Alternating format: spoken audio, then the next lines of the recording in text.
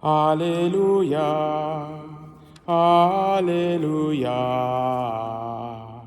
Alléluia,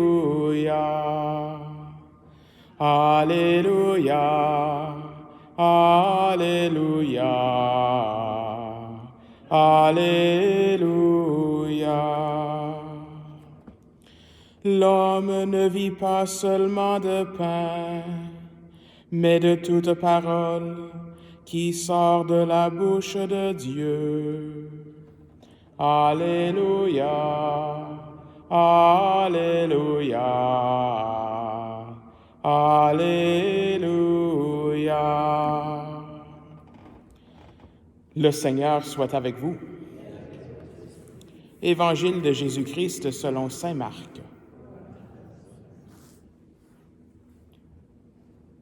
En ces jours-là, comme il y avait de nouveau une grande foule et que les gens n'avaient rien à manger, Jésus appelle à lui ses disciples et leur dit : « J'ai de la compassion pour cette foule, car depuis 3 jours déjà, ils restent auprès de moi et n'ont rien à manger.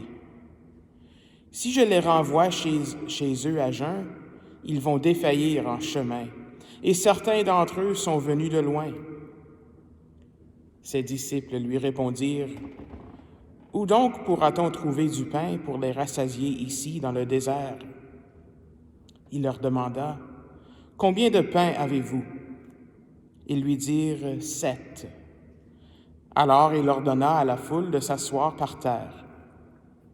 Puis, prenant les 7 pains et rendant grâce, il les rompit et il les donnait à ses disciples pour que ceux-ci les distribuent. Et ils les distribuèrent à la foule. Il avait aussi quelques petits poissons que Jésus bénit et fit aussi distribuer. Les gens mangèrent et furent rassasiés. On ramassa les morceaux qui restaient, cela faisait 7 corbeilles. Or, il était environ 4000. Puis Jésus les renvoya. Aussitôt, montant dans la barque avec ses disciples, il alla dans la région de Dalmanuta. Acclamons la parole de Dieu.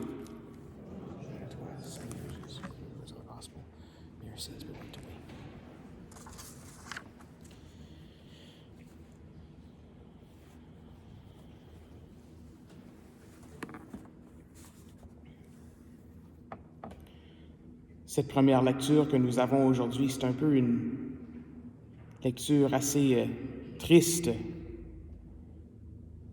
Mais il faut regarder plutôt à la réaction que Dieu a face à la faiblesse humaine. Dans la première lecture, après le péché d'Adam, quand l'homme eut désobéi à Dieu, le Seigneur Dieu l'appela et lui dit : « Où es-tu donc? » Il y a 2 façons de lire ça, je pense. Où es-tu comme on est fâché? Ou où es-tu comme on est un peu inquiet?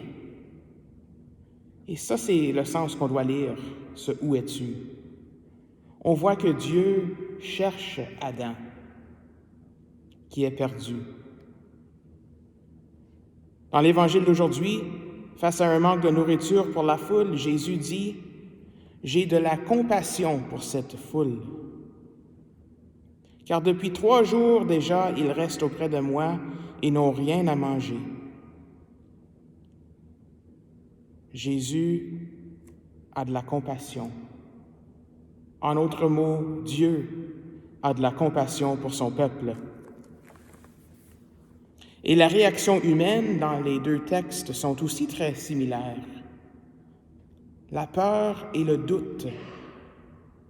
Adam dit au Seigneur : « J'ai entendu ta voix dans le jardin, j'ai pris peur parce que je suis nu, et je me suis caché. » Et dans l'Évangile d'aujourd'hui, les disciples, eux, c'est le doute. Ils demandent au Seigneur : « Où donc pourra-t-on trouver du pain pour rassasier ici, dans le désert? » Donc d'où vient cette peur? D'où vient ce doute? Nous avons la réponse dans la première lecture. La peur et le doute viennent d'une relation brisée avec le Seigneur. Ça vient d'une place où on doute la bonté et la miséricorde et l'amour de Dieu.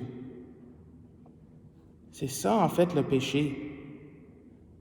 Le péché affaiblit et va même jusqu'à rompre la relation avec le Seigneur, notre relation avec le Seigneur. Et en fait, nos relations avec tout le monde. C'est ça la conséquence du péché. On le voit dans cette première lecture. L'homme de la première lecture met le blâme sur quelqu'un d'autre, sur la femme. Et la femme aussi met le blâme sur quelqu'un d'autre, sur le serpent. Donc le péché, c'est comme une maladie. Et les symptômes de cette maladie, ce sont des relations brisées. C'est la peur, c'est le doute. Mais le Seigneur ne veut pas qu'on vive comme cela. Il veut que nous vivions avec lui pour toujours, pas par force, pas par la peur, mais par amour, en toute liberté, libérés de tous nos péchés. C'est comme ça que le Seigneur veut vivre avec nous dans le paradis, pas séparés. Donc aujourd'hui, en cette fête de Notre-Dame de Lourdes, l'Église nous invite d'une façon particulière à prier pour tous les malades. C'est la journée mondiale des malades. Et l'Église nous donne des médicaments pour combattre nos maladies spirituelles. Les sacrements. On en a 2 sacrements qui s'appellent les sacrements de guérison. Le sacrement de la réconciliation et le sacrement de l'onction des malades.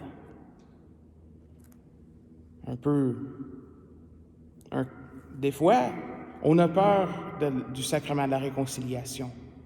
Des fois, on a peur de l'onction des malades aussi. C'est intéressant, parce que souvent, les gens ont peur de voir les prêtres dans l'hôpital, parce qu'ils pensent que l'onction des malades veut dire la mort. Mais c'est un sacrement de guérison. On croit à la guérison physique, spirituelle et mentale aussi. En tout cas, le Seigneur, depuis ce péché de Adam et de Ève, nous ramène vers lui-même. C'est ça que montrent ces sacrements-là. Il nous cherche. On en a 2 exemples dans l'Évangile d'aujourd'hui et dans la première lecture, mais il y en a d'autres exemples aussi. Quand Jésus va chercher la brebis perdue, il cherche sa brebis. Le bon berger cherche la brebis perdue dans cette parabole-là. Il a compassion pour nous, le Seigneur Jésus. Il va même jusqu'à prendre le blâme sur lui-même. Notre péché, on blâme les autres, mais le Seigneur, lui, prend le blâme sur lui-même par la croix pour nous réconcilier avec le Père. Alors tout ça pour dire qu'il ne faut pas avoir peur. Donc aujourd'hui, peut-être qu'on peut se poser ces questions. Avons-nous peur du Seigneur? Avons-nous des doutes dans sa bonté? Et si la réponse est oui, il ne faut pas trop s'en faire. Regardons les versets qui précèdent. Que Dieu nous cherche, que Dieu a compassion pour nous.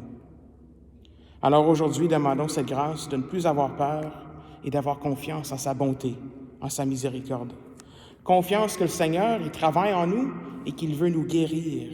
Il nous cherche. Il veut être avec nous tous les jours de nos vies, dans son royaume.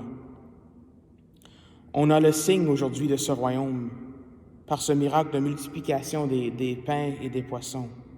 Et aussi, un autre signe, c'est l'Eucharistie. Le Seigneur veut se donner à nous, que nous allons célébrer ensemble. Alors aujourd'hui, n'ayons pas peur. Amen.